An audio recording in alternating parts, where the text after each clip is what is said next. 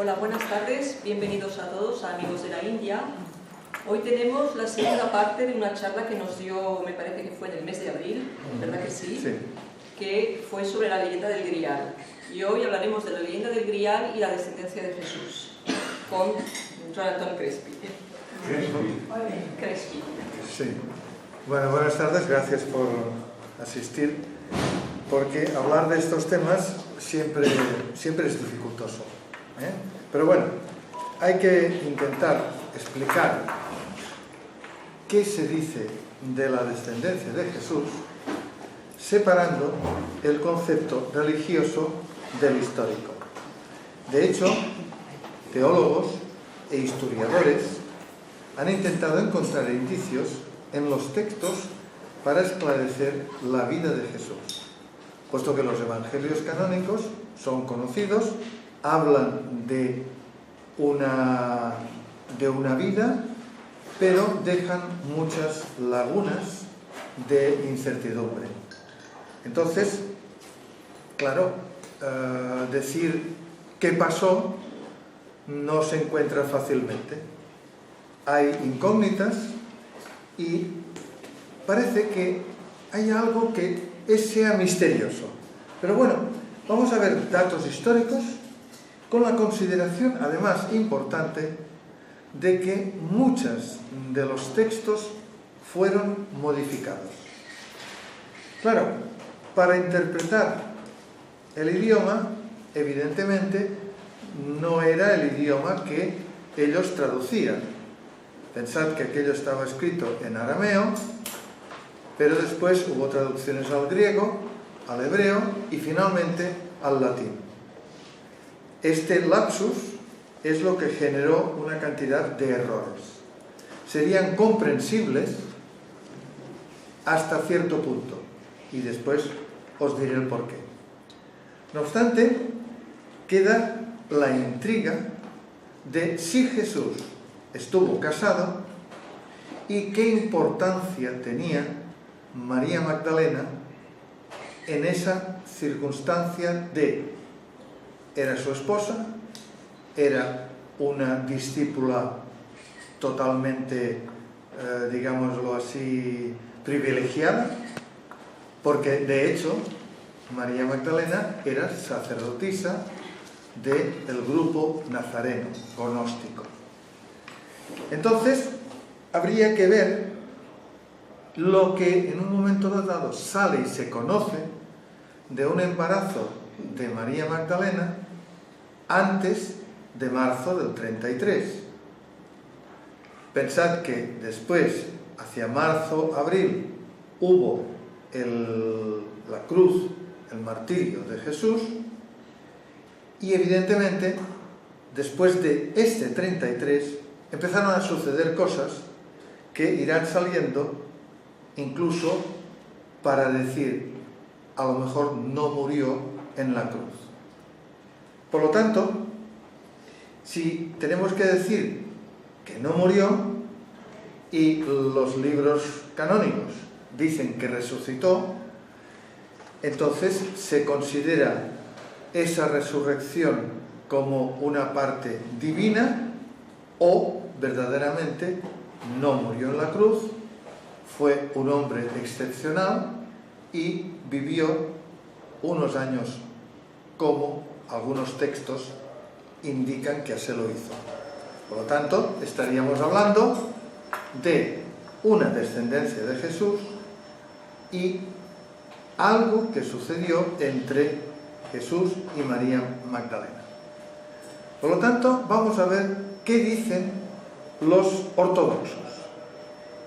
Ellos indican que Jesús estaba casado y el sentido era porque de no haber estado casado o de abstenerse de la procreación, en aquella época era considerado ofender a Dios. Claro, bajo este punto de vista, ligamos con los esenios, y los esenios estaban casados, por lo tanto Jesús, si predicaba, tenía que estar casado. Perdona, Joan, que te interrumpí. Sí. ¿Casados? Casados. ¿Casado por qué iglesia o por qué rito? el rito que hubiera en aquella época. Vale. O sea, no tenemos que decir lo que ahora existe, existió en aquella época. No, esto es una falacia. En aquella época había unos rituales, en aquella época, por ejemplo, en lo que era la unión entre María Magdalena y Jesús, cumplía ley judía y ley siria. Por eso la segunda unción es las bodas de Caná. Pensad una cosa curiosa. En las bodas de Caná, tal como las conocemos, resulta que parece ser que faltó vino. Y entonces la madre de Jesús se dirigió a los sirvientes y les dijo: haced lo que él diga. Si uno va a casa ajena, ¿verdad que no manda? Por lo tanto, significa que aquella boda era la de Jesús en segundas unción. En segunda unción, bajo un ritual sirio, porque María Magdalena pertenecía a la tribu de Benjamín, su padre era un rey asmoideo o asmoneo, que son un grupo del siglo II antes de Jesús. Por lo tanto, llevaba una realeza, una sangre real.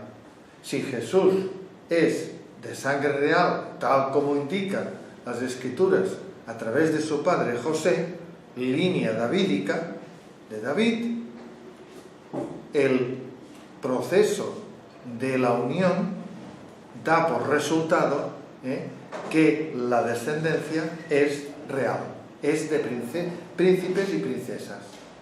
Aunque alguien pueda decir: bueno, pero es que Jesús era muy humilde, ¿y cómo es que era esa descendencia de reyes? No tiene nada que ver, porque lo que pregonaba Jesús era un cristianismo místico, aunque él fuera heredero de la línea de David. En los evangelios apócrifos de Felipe, María, de Tomás, indican a María Magdalena como esposa de Jesús. Por lo tanto, también puede ser interpretado como discípula perfecta, porque la traducción del idioma es incierta. Y aparte, ya sabéis que en estos libros antiguos se escribía mucho a través de parábolas, no diciendo las cosas concretas. Pero no hay que olvidar tampoco que en aquellos primeros siglos hubo movimientos contrarios al cristianismo. ¿Pero a qué cristianismo? Al cristianismo de Jesús. Porque el cristianismo que conocemos es a través de la predicación de Pablo de Tarso. Pablo de Tarso quiso romanizar aquel cristianismo antiguo y se opuso a lo que Jesús continuaba predicando, incluso, como podríamos decir, ya no como Esenio, sino como un rebelde celote, porque Esenio no era. ¿Por qué se dice rebelde celote? Pues porque, acordaros que cuando fue juzgado, lo juzgaron como celote. No lo pudieron juzgar como una persona mística que predicaba una religión de bondad. No había culpabilidad. En cambio, como celote sí. Muy bien. Pues fijaros que en todo aquel movimiento hubo personas que guardaron rollos, pergaminos, donde explicaban cosas. Los famosos rollos del Mar Muerto fueron guardados por comunidades esenias. Y no es que hablasen taxativamente de lo que pasó, sino que hablaban de todo un movimiento revolucionario en contra de Roma. Y entonces empiezan a ligar las cosas. Por lo tanto, digamos lo que yo he dicho, que había textos manipulados. ¿Cómo se puede demostrar esto? Pues la única demostración que hay es porque el que hizo toda la traducción de estos textos, que fue Jerónimo, San Jerónimo, pues este señor, evidentemente cuando los tradujo, escribió al que se los había encargado, que era el Papa Dámaso I. Y le escribió una carta diciendo, entre muchas cosas, me obligaste a escribir de los textos antiguos uno de nuevo. Por lo tanto, cuando alguien un poco instruido lo lea, podrá pensar en viva voz que fui falsificador y sacrílego por tener el atrevimiento de agregar, cambiar y corregir los textos antiguos. Esto se escribió y esta carta está escrita y está guardada en el Vaticano. Esta carta acaba diciendo: los que lo lean encontrarán otra versión al compararlo con los otros textos. Esto es muy significativo, porque está diciendo que lo que él hizo, que es la famosa Vulgata, la traducción del latín de todo lo antiguo, fue una construcción. Por lo tanto, en esa construcción, evidentemente, no podía aparecer ningún linaje de Jesús, por evidencia. Pero resulta que si se leen los libros de los Hechos de los Apóstoles y el libro de Revelaciones, que está este último encriptado, se lee una cosa muy curiosa. Dice, la palabra de Dios se multiplicaba. Si colocamos en que la palabra de Dios era como se expresaba a Jesús, está claro, Jesús se multiplicaba. Pero si yo considero que Jesús se multiplicaba en que el cristianismo se hacía cada vez más grande, es una falsedad, porque estoy hablando de Jesús y el que se multiplicaba era Jesús. Significa esto que había un linaje, una herencia genética. Por lo tanto, aquí ya vamos ahora a los historiadores, porque si últimamente se han hecho grandes descubrimientos, la pregunta es, ¿qué sentido hay para continuar ocultando esa realidad? Pero también hay que decir que, ¿por qué continuar con una falsedad? Cuando precisamente hay historiadores que dicen bastante claro lo que en un momento dado sucedió bajo su punto de vista y lo que se descubre a través de las excavaciones que se van haciendo en todos los lugares. Por lo tanto, hay un interés que sería el decir, bueno, vamos a ver qué realidad hay. Pero vamos a ver, si consideramos que hubo una descendencia de Jesús, tenemos que recordar que en marzo del 33 María Magdalena estaba de 3 meses. Significa esto que en septiembre del 33 nació lo que todo el mundo ha podido leer, una niña llamada Sara, pero no solamente Sara, sino se llamaba Tamar. Puede ser Sara Tamar o Tamar Sara, porque el significado es Tamar, palmera, y Sara, princesa.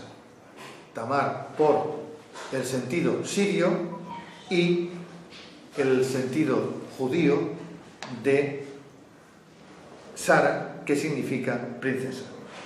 Por lo tanto, en aquel momento yo puedo decir que la Iglesia quiso borrar un sentido histórico y colocar un sentido trascendente, evidentemente religioso. Bien, me lo creo. Pero entonces la pregunta es, si toda esa realidad que se está explicando está tergiversada, ¿qué sentido tiene precisamente esa forma trascendente? Vamos a ver otro punto muy importante. Si resulta que Jesús no murió en la cruz, significa que fue un gran martirio, significa que lo acusaron de celote y entonces dieron un ejemplo al pueblo judío porque querían rebelarse contra Roma, y recordad que al final Jerusalén fue totalmente arrasada por las huestes de Tito. Entonces resulta que el pueblo judío lo que no quería era la dominación romana. Recordad que habían fariseos, recordad que habían esenios, recordad que habían celotes. Por lo tanto, significa que aquellas 3 personas que fueron ajusticiadas, si pertenecían a un grupo, no tenía ningún sentido que murieran. Por lo tanto, lo colocaron de una manera totalmente, digámoslo entre comillas, teatral, para que pareciera una cosa y después fuera otra. Bien, pues entonces resulta que Jesús, en lugar de morir en la cruz, fue rescatado y salvado. Bien, de los otros 2, uno fue cambiado. ¿Cuál fue cambiado? El que pertenecía a la rama sagrada. Y lo cambió un hombre que se llamaba Simón de Cirene. ¿Por qué cambió al principal sacerdote? Porque el principal sacerdote tenía que vivir y no tocársele, como quien dice, nada de su cuerpo, porque era el padre, entre comillas, de la comunidad que en aquel momento dado existía en Judea, del grupo de los celotes. Significa esto que Jesús entonces salió curado, y el tercero era un personaje, digámoslo así, mediático. Claro, dices, bueno, ¿y qué personaje era? Pues recordad que murió uno que se llamaba Jesús Iscariote y que precisamente le denunció. Pues este pertenecía al tercero, que evidentemente murió, porque ese mediador no les valía para nada y algo tenían que justificar de forma evidente. Significa esto que una vez salvado Jesús, cuando sale de la tumba, a quien primero ve, a quien primero habla, es con María Magdalena. ¿Significa esto que tenía que ser importante?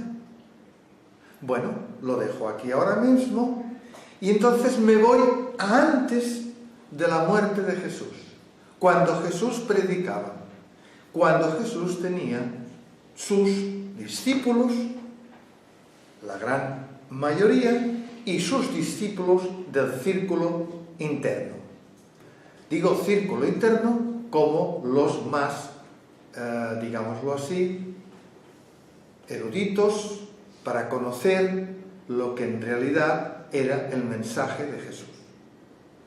Recordad después que hay las famosas encuentro de los apóstoles con la la bajada de la luz, de la llama, para darles conocimiento. No era otra cosa que decir, bueno, ahora podéis seguir la predicación de Jesús. Porque claro, si Jesús se manifestaba como persona, lo hubieran vuelto a matar.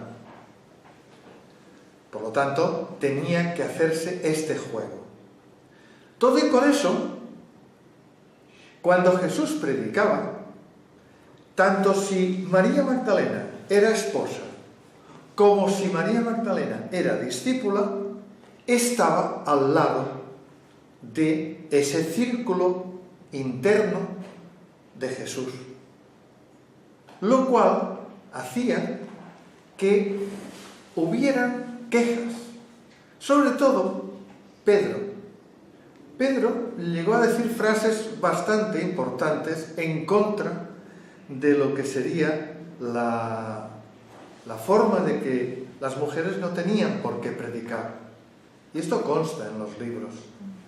Pero en estos momentos hay en el Evangelio de Felipe una epígrafe que dice: Pedro, ¿por qué la amas tanto? ¿A quién? A María Magdalena.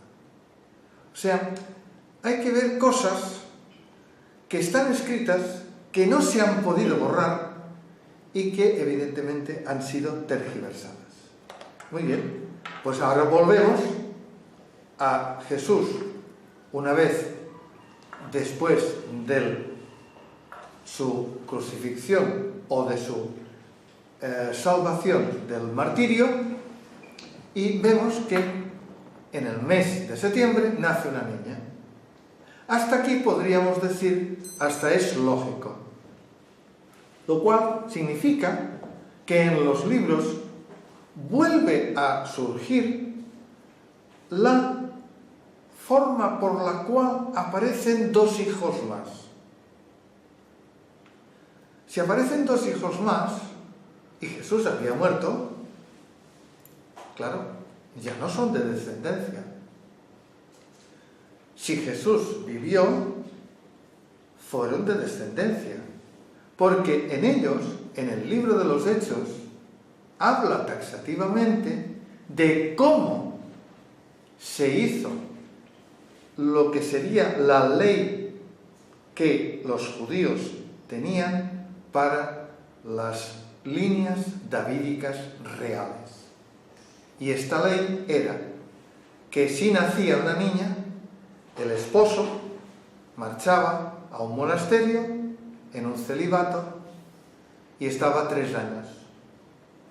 Cuando volvía, engendraba un niño, volvía a marchar en el momento de nacimiento y estaba 6 años. Estas fechas son coincidentes en el libro de los Hechos. Por lo tanto, significa que el segundo hijo se llamaba Jesús y se le apodó Justus al ser nombrado príncipe en la sinagoga de Corinto años después, hacia el año 50 y pico. Muy bien, ahora vamos a ver qué dicen los historiadores. Según la historiadora Karen King, que esta señora es de Harvard, Jesús y su esposa. Esto hay un pergamino. Entonces, vuelve a ratificar la segunda unción de las bodas de Caná. Pero, claro, es que de esta manera tenemos que ir a comparar, a ver qué pasó con otra historiadora, que es la señora Bárbara Thierry. Esta señora es de la Universidad de Sydney, de la parte teológica. Dice que en los rollos del Mar Muerto Jesús estaba casado. Lo dicen allá taxativamente. Ella dice que hay una descendencia de un niño, otro niño y la primera que era una niña. Pero indica una cosa muy curiosa, que hubo una separación entre María Magdalena y Jesús. Añade que esta separación era por una infidelidad de María Magdalena que Jesús perdonó. Bueno, puede ser, no puede ser. Pero vamos un poco más a la historia que puede demostrarse en lugar de interpretar una cosa tal como esa señora ha interpretado. Y es que en el año 43-44 sí hubo una separación de María Magdalena y Jesús. ¿Dónde fue María Magdalena? Estaban todos en Judea. Por lo tanto, en Judea se produjo una revuelta precisamente de los celotes. Por miedo a que la herencia genética de Jesús pudiera ser perseguida porque tenían ganas desde Roma cargárselos a todos, pues María Magdalena marchó con María Salomé, María Jacobí, 72 cristianos y José de Arimatea. Y esto consta en un documento que apareció después en el siglo II, traducido o copiado por el obispo Mauro, que daba certeza de que María Magdalena apareció embarazada y con 2 niños. Por lo tanto, el tercer hijo, que se llamaba José, este ya nació en el sur francés. Bueno, también podéis saber vosotros que en un momento dado, pues la leyenda de María Magdalena dice que embarcaron en una barquita y llegaron con la barquita a la isla de Ratis. Vale, esto es la leyenda, pero en una barquita no caben 72 esenios, ¿de acuerdo? Por lo tanto era un barco. Y todo esto se, digámoslo así, tramitó a través de Herodes Agripa II. Si María Magdalena hubiera sido una señora cualquiera, no se podía dirigir a Herodes Agripa II, porque era el que mandaba. Por lo tanto, tenía que ser de una ascendencia real, igual que José de Arimatea, que también era de alteza real. Tergiversado todo a través de la historia. Bien, entonces, resulta que en el 397, en el concilio de Cartago, empezaron a decir: estos evangelios no sirven, fuera, y estos 4 evangelios sirven y son los que valen. Bueno, pues si es así, mi pregunta es que María Magdalena era esposa y consorte del Mesías en un libro que apartaron. Pero después, que Jesús predicaba como rabino sin ser, digamos, sacerdote. Y ahora me preguntaréis, ¿y por qué no era sacerdote?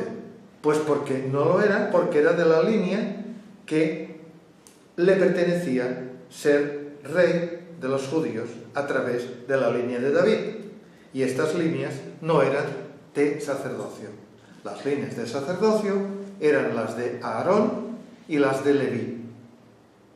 Todo y con eso, Pablo de Tarso indica que a partir del 33, lo cual significa que Jesús estaba vivo, Jesús entró en la orden de Melquisedec. Entonces era sumo sacerdote.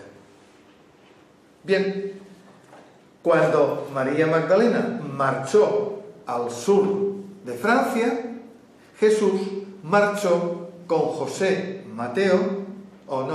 Juan Mateo, a Asia Menor, a lo que se llama Galacia. Había un problema y lo fue a solucionar. Bien, no hay más vestigio, pero fijaros que en un epígrafe de los colonenses hay un dato que dice claramente que Jesús Justus estuvo en Roma. Significa esto que era lo suficientemente importante como para ser nombrado príncipe, luego descendencia de Jesús, además de que fue nombrado jefe de la casa nazarena, a la cual su madre, María Magdalena, pertenecía como sacerdotisa. Por lo tanto, es muy normal que cuando estaban en el sur de Francia, que era precisamente este niño pequeño todavía, José de Arimatea se lo llevara a las zonas de las islas de Avalon, a Glastonbury, porque allí se hizo la primera capilla de María Magdalena. Capilla que fue consagrada por su hijo, una vez era príncipe de una parte y jefe de la casa de Nazarena por la otra. Significa esto que alguna relación hay. Todo y con eso, yo he dicho que los dirigentes de Roma pues no querían saber nada de estas líneas que seguían a Jesús. Y a través de varios edictos, sobre todo uno del año 70, mandaron para que todo lo relacionado con las líneas de David, cuidado porque esto es muy importante, fuera eliminado. Entonces, los seguidores que había en el sur francés se les conocía por los desposini, además de herederos del Señor.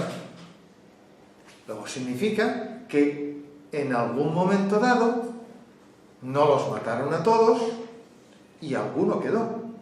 No se sabe quién. Pero tenemos que volver ahora a la historia y decir, ¿qué pasó a partir del 44 en el sur francés? Resulta que aparecieron unos reyes pescadores. Claro, esto crea una duda. Reyes pescadores. Lo único que yo puedo enlazarlo sería con los descendientes de Jesús, porque al fin y al cabo Jesús habla de pescadores, habla de barcas. Significa esto que era la manera a través del encriptado de hablar de los seguidores del misticismo de Jesús. Entonces aparecen unos, digámoslo así, una tribu que estaba al otro lado del Rin, que había subido años antes por la parte del Mar Negro, y había quedado allí. Pero aquellos señores también eran reyes y se les conoce como francos sabios en la historia. Claro, cuando la caída del Imperio Romano de Occidente, Francia quedó totalmente limpia, aprovechándose todos estos tribus para bajar hacia abajo. Y casi estamos en el siglo V. Significa que del primero, segundo, tercero y cuarto hay muy poca información. Y la poca información que hay es leyenda.